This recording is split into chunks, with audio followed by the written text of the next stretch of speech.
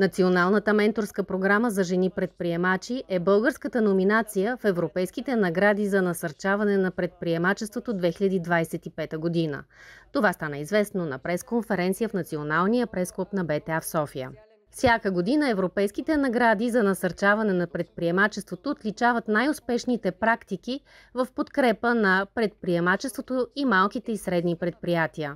В надпреварата участват инициативи от всички страни в Европейския съюз. Като българската програма ще се състезава с още 15 проекта от различни европейски държави в категорията подобряване на бизнес средата и насърчаване на предприемачеството. Ние сме изключително горди с това, че именно сме националната номинация в тази категория.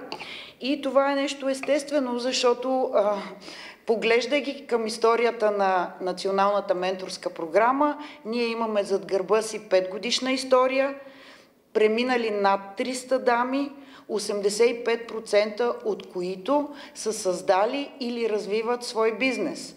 Това е моята кауза, моето желание да променяме средата в България и да има все повече предприемачи.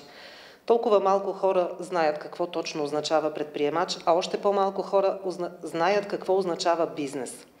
Това, което правим ние в Съвет предприемачество, е да работиме в 3 направления. Едно от тях е да развиваме средата на бизнеса в България.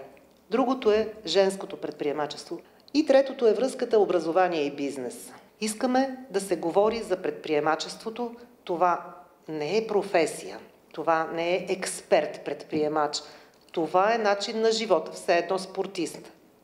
Това искаме да направим ние. Хората да не са пасивни, а проактивни. Ето това е предприемач, човека, който действа.